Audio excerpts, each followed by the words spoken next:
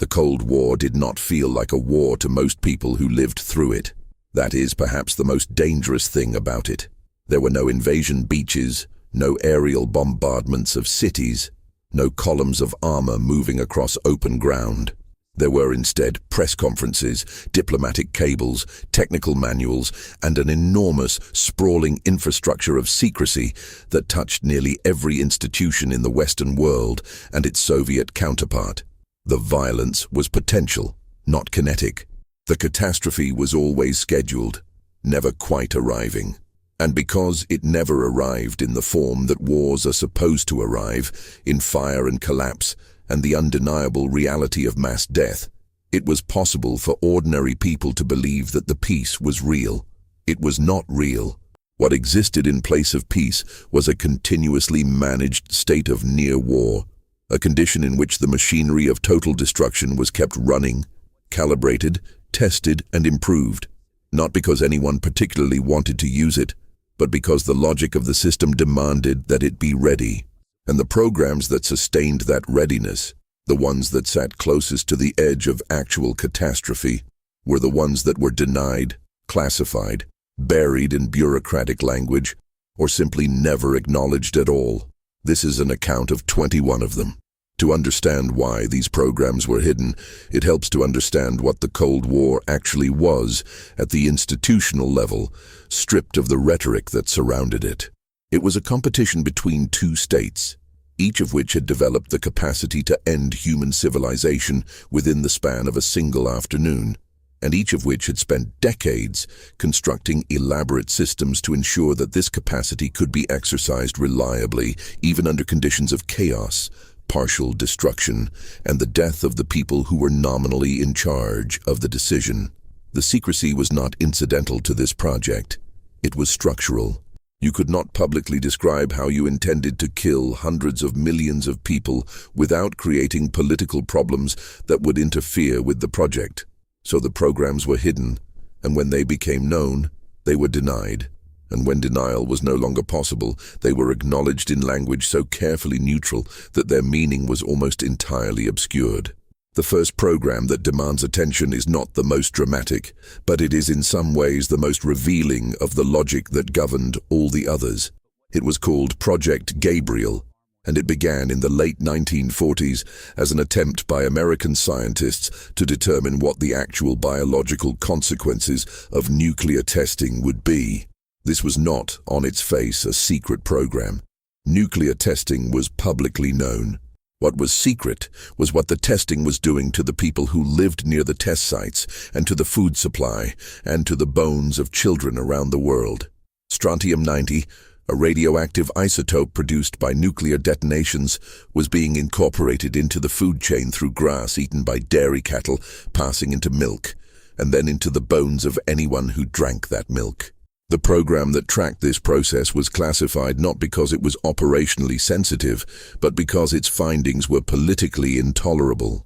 The government of the United States was conducting hundreds of nuclear tests, and those tests were measurably harming the population, and the people conducting the tests knew this and continued. Project Gabriel was followed by Project Sunshine, which involved the collection of human bones and tissue samples from around the world, including samples taken from deceased infants without the knowledge or consent of their families, in order to measure global strontium-90 contamination. The program was not acknowledged publicly until decades later. The families were never notified. This pattern, the collection of data about harm caused by classified activities, followed by the suppression of that data, followed by the continuation of the activities, recurs across the entire history of the Cold War's hidden programs. It is not a pattern of malice in the conventional sense. The people who ran these programs were not, for the most part, sadists. They were bureaucrats and scientists and military officers operating within a system that had its own logic. And that logic did not include a mechanism for stopping once the harm became evident. The system was designed to continue. Continuation was the point. The second program worth examining is Operation Paperclip, which is perhaps the best known of the programs discussed here, though its full scope remains imperfectly understood. The official history of Paperclip describes it as a program to recruit German scientists and engineers after World War II in order to prevent their expertise from falling into Soviet hands. This is accurate as far as it goes. What it omits is the systematic falsification of the background records of scientists who had committed war crimes, in some cases directly participating in programs that used concentration camp prisoners as experimental subjects. The Joint Intelligence Objectives Agency, which administered Paperclip, was explicitly instructed by the War Department that it should not recruit anyone whose background was such that it would be embarrassing if the recruitment became known. The agency responded by altering the records. Scientists with documented Nazi Party membership, SS affiliation, and direct involvement in the slave labor programs of the Third Reich were given new documentation, new histories, and positions in American aerospace, medical, and weapons programs. When members of Congress began asking questions in the early 1950s, the program was described as a routine scientific recruitment effort. The full records were classified. Some of them remained classified for more than 50 years. The third program is one that most people have never heard of, and it operated not in the realm of weapons or intelligence, but in the realm of public health. It was called the Edgewood Arsenal Experiments, and it ran from 1955 to 1975, involving more than 7,000 American military personnel who were used as test subjects for chemical and biological agents without their full informed consent. The agents tested included nerve agents, psychochemicals, and various drugs whose effects were being evaluated for potential weapons applications. Soldiers were told they were participating in studies of protective equipment or treatments for common ailments. Some were told nothing at all. The records of the experiments were classified, and veterans who suffered long-term health effects from their participation were denied access to information about what they had been given. The program was not publicly acknowledged until 1975, and even then the scope of what had occurred was significantly understated in official disclosures. To understand the fourth program, it is necessary to understand something about the geography of the early Cold War, which was defined not by national boundaries, but by the range of aircraft. The United States, in the years immediately following World War II, did not have missiles capable of reaching the Soviet Union. It had bombers, and bombers needed bases. The construction and operation of those bases, particularly the bases in countries like Turkey, Spain, Morocco, and the United Kingdom that were located close enough to Soviet territory to be tactically useful, involved a set of arrangements that were never fully disclosed to the populations of the countries in question. In Turkey, for example, the Jupiter missiles that were installed in the late 1950s were not acknowledged publicly by the Turkish government as strategic nuclear weapons targeted at the Soviet Union. They were described in official communications as defensive installations. The populations living near them were not informed of what they were or what their presence meant in terms of nuclear risk.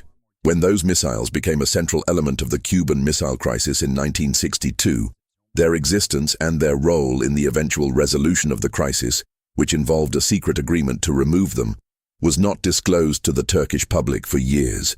The removal was presented publicly as an independent decision unrelated to the crisis, in order to avoid the appearance that the United States had made concessions under Soviet pressure. The Cuban Missile Crisis itself generated several programs and decisions that were denied for decades. The fifth item on this account concerns what actually happened during those 13 days in October 1962, and specifically what happened beneath the surface of the Atlantic Ocean. A Soviet submarine, designated B-59, was caught in the American naval quarantine zone around Cuba. The submarine had been out of communication with Moscow for several days. Its crew did not know whether war had already begun. The submarine was carrying a nuclear torpedo, and under the operational orders it had been given, the captain was authorized to use that torpedo without receiving explicit authorization from Moscow if the submarine came under attack and could not establish communication with higher command. The American destroyers that had located B-59 began dropping signaling depth charges, a practice that was standard at the time for communicating with submarines and was not intended as an attack. The captain of B-59, Valentin Savitsky, concluded that war had begun and ordered the nuclear torpedo prepared for launch. What stopped the launch was not American awareness of the situation, since the Americans did not know they were dealing with a nuclear-armed submarine. What stopped it was a single Soviet officer named Vasily Arkhipov, who was the flotilla commander aboard B-59 and whose agreement was required under Soviet naval procedure before the torpedo could be fired. Arkhipov refused to authorize the launch. He was reportedly not persuaded that war had begun and insisted on surfacing to attempt communication. The submarine surfaced and was turned back. The full account of this incident was not known in the West for decades.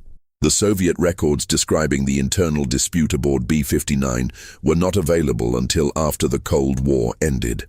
The sixth program concerns what happened in the American nuclear command structure during those same 13 days, and specifically the degree to which the formal chain of command, the one that placed the decision to use nuclear weapons exclusively with the President of the United States, was actually operational. The answer, which was classified for many years, is that it was not fully operational.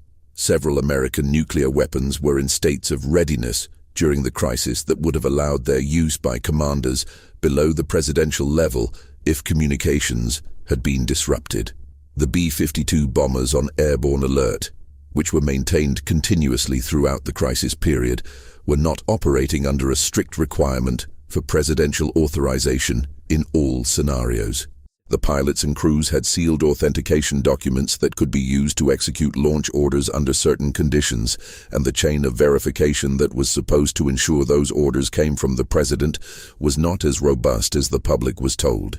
The classified technical history of nuclear command and control during this period, portions of which were declassified decades later, describes a system in which the physical ability to launch weapons existed at several levels below the political authority that was supposed to control them. The seventh program is one that operated not in crisis, but in routine, and that is what makes it significant. It was the day-to-day operation of the American nuclear bomber force under Strategic Air Command, and specifically the safety record of that force, which was hidden from the public throughout the Cold War and for many years afterward. Between 1950 and 1980, the United States Air Force experienced what it internally classified as broken arrow incidents, meaning accidents involving nuclear weapons, at a rate that would be considered extraordinary by any standard. Aircraft carrying nuclear bombs crashed, burned, broke apart in flight, and shed their weapons across American soil and across the territories of Allied nations. In 1961, a B-52 broke apart over North Carolina and dropped 2 nuclear weapons near the town of Goldsboro. One of the weapons deployed its parachute and came to rest largely intact in a field. Post-accident analysis determined that the weapon had gone through 3 of its 4 arming steps during the fall, and that a single low-voltage switch, a switch of the type that routinely fails in accidents, was the only mechanism that had prevented detonation. The yield of the weapon was approximately 4 megatons, roughly 260 times the yield of the Hiroshima bomb. The North Carolina incident was classified and was not officially acknowledged in detail until a document was obtained under the Freedom of Information Act decades later. The 8th program operated in Spain. In January 1966, a B-52 carrying 4 hydrogen bombs collided with its refueling tanker over the town of Palomares. 3 of the 4 bombs fell to earth in and around the town. The conventional high explosives in 2 of them detonated on impact, scattering radioactive plutonium across an area of several hundred acres. The 4th bomb fell into the Mediterranean Sea and was not recovered for nearly 3 months despite an extensive search. The Spanish government was informed of the accident, but the public disclosure of what had actually fallen on Spanish soil was carefully managed to minimize alarm. American workers in protective clothing spent months collecting contaminated soil from the affected area, and approximately 5,000 barrels of that soil were transported to the United States for disposal. The extent of the contamination and the long-term health consequences for the people of Palomares remained a subject of official dispute for decades. A subsequent accident in Thule, Greenland, in 1968, involved another B-52 crash with another nuclear payload and another cleanup operation that involved the collection and transportation of contaminated ice and debris, an operation whose full scope was classified and not publicly known for many years. The ninth program was not an accident, but a deliberate institutional arrangement, and it is perhaps the most conceptually disturbing item in this account. It was the practice of pre-delegating nuclear launch authority. The formal doctrine of the American nuclear system, as presented to Congress and to the public throughout the Cold War, was that only the President of the United States had the authority to order the use of nuclear weapons. This was not accurate. Beginning in the Eisenhower administration and continuing through subsequent administrations, selected military commanders had been given pre-delegated authority to use nuclear weapons under specified conditions, primarily conditions involving the disruption of communications or the apparent death of the president and the civilian chain of command. The specific conditions under which this authority could be exercised and the identity of the commanders to whom it had been delegated were classified at the highest level. The existence of pre-delegation was not publicly acknowledged during the Cold War.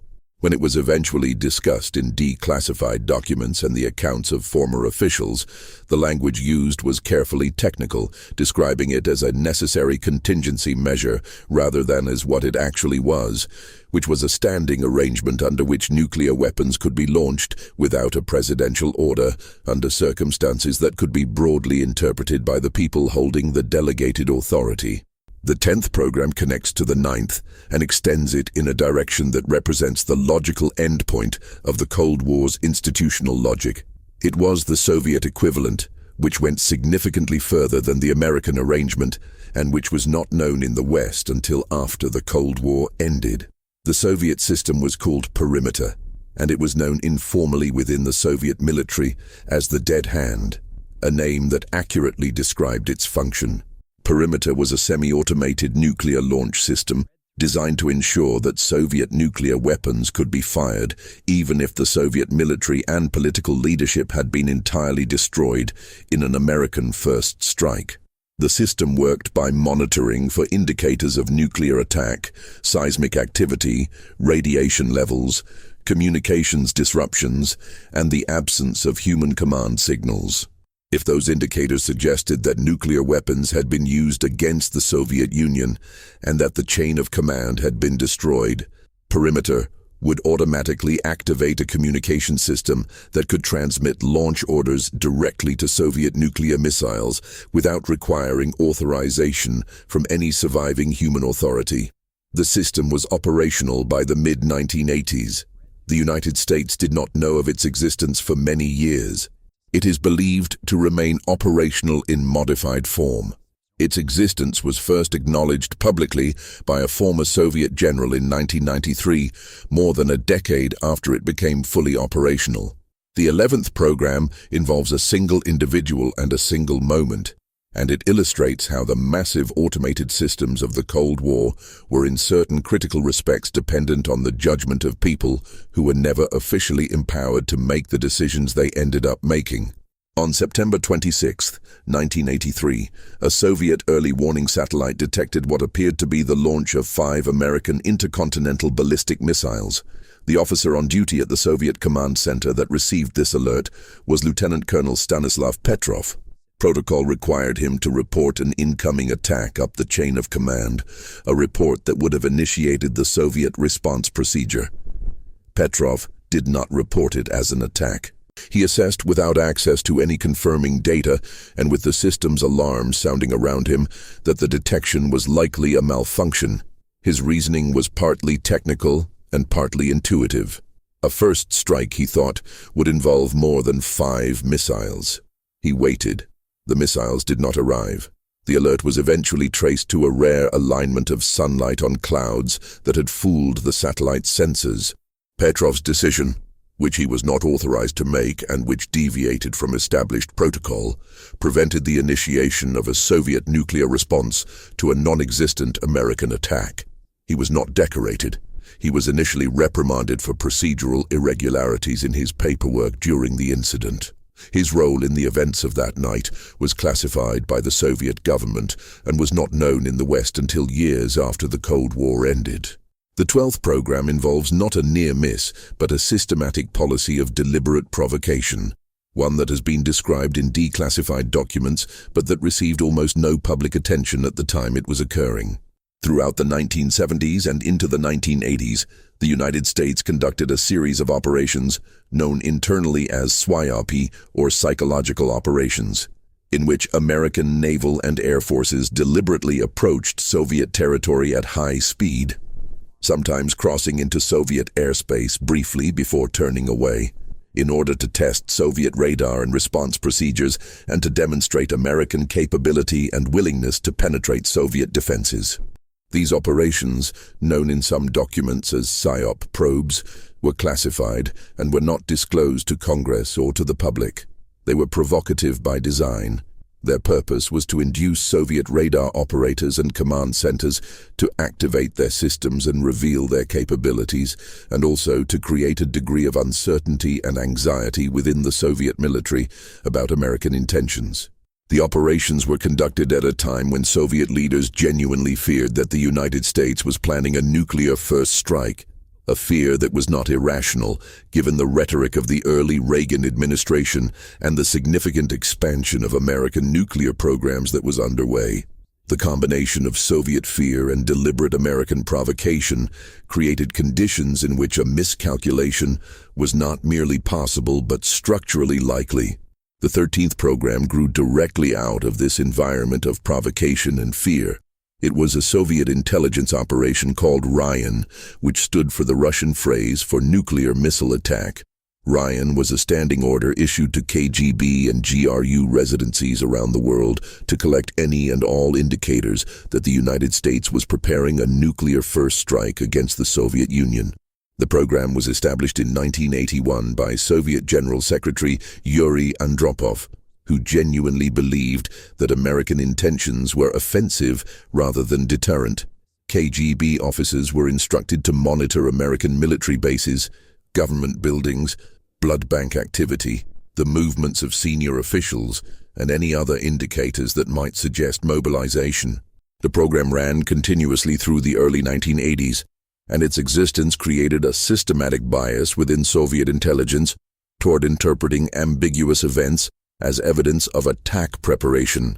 In November 1983, the United States and NATO conducted a large military exercise called Able Archer 83, which simulated a nuclear warfighting scenario, including a simulated release of nuclear weapons. Soviet intelligence, operating under the Ryan framework, assessed that the exercise might be cover for an actual attack.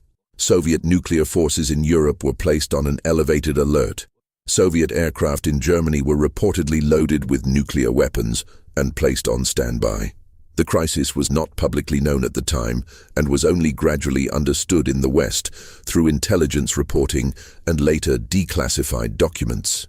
A British intelligence asset inside the KGB provided information suggesting that Soviet forces had genuinely believed an attack was imminent.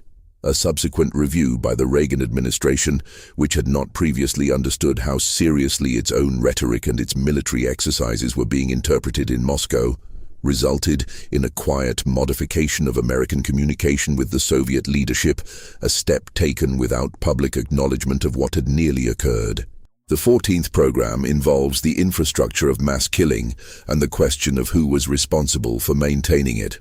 The American nuclear weapons design program was conducted at a set of laboratories and production facilities, the most significant of which was the Rocky Flats plant near Denver, Colorado, which manufactured the plutonium triggers for American nuclear weapons from 1952 until 1989. The environmental consequences of this operation were classified for most of the period during which the plant operated. Routine releases of radioactive contamination into the surrounding soil and water, accidents involving the ignition of plutonium metal, and the improper disposal of radioactive waste were documented in internal reports that were not shared with local or state health authorities or with the population living around the facility. When the FBI and the Environmental Protection Agency conducted a raid on the facility in 1989, They found conditions that prompted a federal grand jury to consider indicting the plant's operators for criminal violations of environmental law. The grand jury was ultimately not permitted to indict.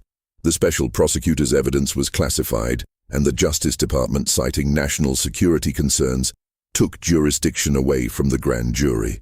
The grand jury foreman subsequently wrote a public account of what the grand jury had found and what had been done to prevent them from acting on it, a document that remains one of the more direct accounts of how national security classification was used to prevent accountability for documented harm.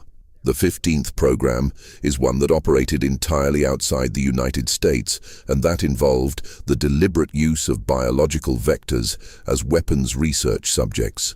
The program, known as Project 112, and its component Project SHAD, which stood for Shipboard Hazard and Defense, involved the testing of biological and chemical agents on American military ships and personnel between 1962 and 1973.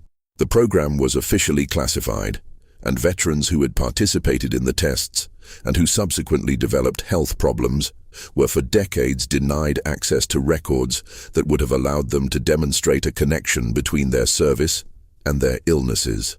The Veterans Administration, which was responsible for determining eligibility for benefits, was not provided with the classified records of the tests, meaning that it was structurally impossible for veterans to prove their claims. This was not an oversight. The classification of the records meant that the administrative system for determining veterans' benefits was, by design, unable to account for a specific category of service-related harm. The Department of Defense did not acknowledge the program publicly until 2002, nearly 40 years after it began. The 16th program operates in a different register. It is not a program of weapons testing or environmental contamination, but a program of political manipulation, and it illustrates how the Cold War's institutional machinery extended far beyond the military into the management of civilian society. Operation Mockingbird was a CIA program that began in the late 1940s and involved the systematic recruitment of American journalists, editors, and media executives to serve as assets who would produce and publish material favorable to CIA objectives. The program was not a matter of forged documents or fabricated stories alone, though both occurred. It was also a matter of framing, of the selection and emphasis of real events in ways that served the agency's strategic interests. The network of journalists and media figures involved in Mockingbird was extensive, touching publications ranging from major national newspapers to wire services to television networks. When the program was partially exposed during the Church Committee hearings in 1975, the CIA's director at the time stated that the agency would not use American journalists or the American media for intelligence operations. This statement was itself carefully worded. It did not describe what had occurred before that date, and subsequent reporting has raised questions about the degree to which the program actually ended or merely became more difficult to document. The 17th program concerns the infrastructure of nuclear warfighting that existed not on the surface of the Earth but beneath it, and specifically the network of hardened command facilities that the American government constructed during the Cold War to ensure the continuity of government functions after a nuclear exchange. The existence of these facilities was not entirely secret.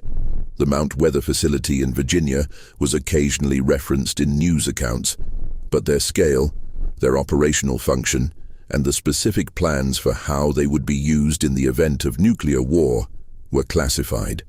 What the classified documents describe is a system in which a very small number of senior government officials, numbering in the hundreds rather than the thousands, had been designated for evacuation to these facilities in the event of nuclear attack, while the rest of the population, including most members of Congress, most senior military officers below a certain rank, and the entire civilian population had no corresponding protection.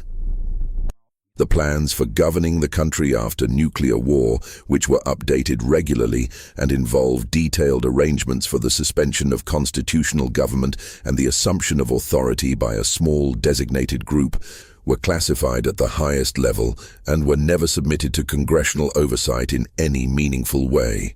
The general outlines of these plans became publicly known in 1991, when a journalist broke the story of a bunker beneath the Greenbrier Resort in West Virginia that had been maintained secretly for decades as a relocation facility for the United States Congress. But the operational details of the continuity of government plans remain classified to this day. The 18th program represents perhaps the most concentrated instance of institutional failure in the entire Cold War history, and it occurred not during a crisis, but during a period of apparent normality. In 1979, the North American Aerospace Defense Command, which was responsible for monitoring Soviet missile launches and providing early warning of nuclear attack, experienced a series of false alerts that were generated not by Soviet missiles, but by a training exercise tape that was accidentally loaded into a live operational computer. For several minutes on multiple occasions, American nuclear forces were placed on alert based on data indicating that hundreds of Soviet missiles were inbound. The alerts were resolved before any irreversible action was taken, but the investigation that followed revealed systemic problems in the early warning system's ability to distinguish between real and simulated attack scenarios. The incidents were classified, and the full extent of the command and control failures they represented was not disclosed to Congress or to the public. A related incident in 1980 involved a defective computer chip, a chip that cost 46 cents, generating alerts indicating Soviet missile launches on multiple occasions over a period of days. American strategic forces were again placed on elevated alert. The chip was replaced. The incident was classified.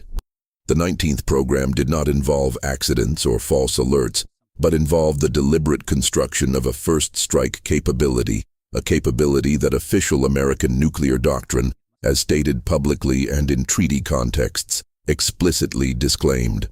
The program was the development and deployment of the MX missile, which was accurate enough to destroy hardened Soviet missile silos, and which, when combined with the improvements in American anti-submarine warfare capability that were occurring simultaneously, created what many nuclear strategists, including some within the American government, privately assessed as a genuine first-strike capability against Soviet strategic forces. The internal documents describing this capability and its implications were classified. The public presentation of the MX program described it as a deterrent, a retaliatory weapon intended to survive a Soviet first strike and then destroy Soviet cities in retaliation. The classified technical assessments described something different, a weapon accurate enough to be used against Soviet missiles before they were launched, which meant a weapon designed for first use rather than second use.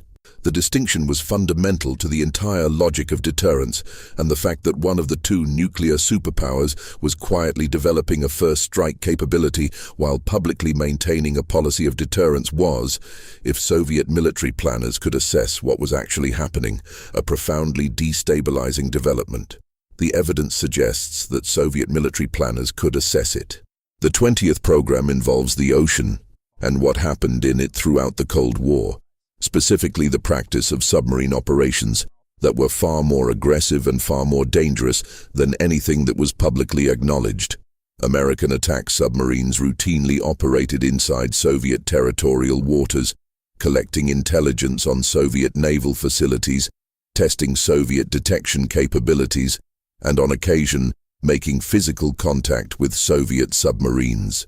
The practice of trailing Soviet submarines at close range, sometimes within a few hundred meters, was standard procedure, and collisions between American and Soviet submarines were not rare. Multiple collisions occurred throughout the Cold War, some of them serious enough to require emergency surfacing or emergency repairs at sea. These collisions were classified on both sides. The Soviet submarines that were being trailed were sometimes carrying nuclear weapons. The American submarines that were doing the trailing were sometimes carrying nuclear weapons. The possibility of a collision severe enough to cause an unintended detonation, or severe enough to be mistaken for an attack, was not theoretical. The classified record of Cold War submarine incidents, portions of which have been declassified and described in books by former naval officers, describes an environment of continuous physical danger in which the margin between accident and catastrophe was measured not in policy but in the quality of shipbuilding and the reflexes of individual sailors. The 21st program is not a single program but a system, and it is in some ways the most important item in this account because it describes not a specific event or policy, but a structural condition that defined the entire Cold War. It was the automation of nuclear decision-making, the gradual transfer of judgment from human beings to machines and procedures that occurred over the decades of the Cold War as the warning times associated with nuclear attack decreased from hours to minutes to seconds. In the early years of the Cold War, there was time for deliberation. A Soviet bomber attack on the United States would require many hours of transit, during which human beings could consult, evaluate evidence, consider alternatives, and make a considered decision. As missiles replaced bombers, that window shrank. By the 1970s, the warning time for a Soviet ICBM attack on Washington was approximately 30 minutes. By the 1980s, with submarine-launched missiles capable of reaching targets within a few minutes of launch, the window in some scenarios had shrunk to 10 minutes or less. The institutional response to this compression of time was not to step back from the hair-trigger posture, but to automate further, to create systems in which the response to warning could be initiated before human beings had time to determine whether the warning was accurate. The doctrine of launch on warning, which was never officially acknowledged as American policy, but which was the operational reality of American nuclear forces for much of the Cold War, meant that the decision to launch nuclear weapons in response to a detected Soviet attack would have to be made within minutes of the initial warning, before there was any way to confirm that the attack was real. The false alerts of 1979 and 1980 occurred within a system that was, by design, structured to respond faster than human judgment could operate. The margin that prevented those alerts from becoming launches was not institutional wisdom. It was procedural friction, the small delays and confirmation requirements that had been built into the system not as safety measures, but as operational necessities. And that happened, on those occasions, to provide just enough time for someone to notice that the data was wrong. What these 21 programs share is not ideology or geography or the particular nature of their harms. What they share is a relationship to time. They were all products of a period in which the governing assumption of the major powers was that the present arrangement, the standoff, the balance, the managed tension, was preferable to any resolution, and that the systems required to maintain this arrangement were worth whatever it cost to build and maintain them. The cost was paid in contaminated soil and irradiated children and soldiers who were lied to about what they had been given, and sailors who collided with enemy submarines in the dark, and scientists whose records were falsified, and populations who were not told what was being aimed at them and what was aimed at others on their behalf. The cost was also paid in the continuous low-grade diminishment of the institutions that were supposed to govern these programs, in the habituated secrecy, in the practiced denial, in the organizational cultures that learned to measure everything except the thing that mattered, which was whether what they were doing was something that human beings should be doing to one another. The programs described here did not end when the Cold War ended. Some of them were formally terminated. Some were modified and continued. Some were replaced by successor programs that addressed the same problems with updated technology. The weapons remain. The submarines remain. The automated warning systems remain. The doctrine of launch on warning remains. The perimeter system, which was designed to ensure nuclear retaliation even after the death of everyone authorized to order it, is believed to remain operational. The bureaucratic cultures that produce these programs, the cultures of classification and denial and managed disclosure, adapted to new contexts and new threats and continued to function. On December 25, 1991, the Soviet Union ceased to exist as a political entity. The red flag over the Kremlin was lowered and replaced. The Warsaw Pact had already dissolved. The states of Eastern Europe had already begun the process of reorientation toward the West. The formal ideological confrontation that had justified 40 years of nuclear buildup and institutional secrecy and global covert operations came to an end, not with the war that had always been threatening, but with a political and economic collapse that the systems built to deter nuclear attack had been entirely unable to predict or manage. The weapons did not prevent the collapse of the Soviet Union. The weapons were irrelevant to it. What ended the Cold War was not deterrence, but the internal exhaustion of one of the two systems competing within it. And what did not end when the Cold War ended was the infrastructure, the doctrine, the institutional memory, and the operational posture of the organizations that had been built to fight it. The warning systems continued to watch. The submarines continued to patrol. The missiles remained in their silos, targeted, maintained, and ready, waiting for a conflict that had officially ended, but that the systems themselves had no mechanism for recognizing as finished.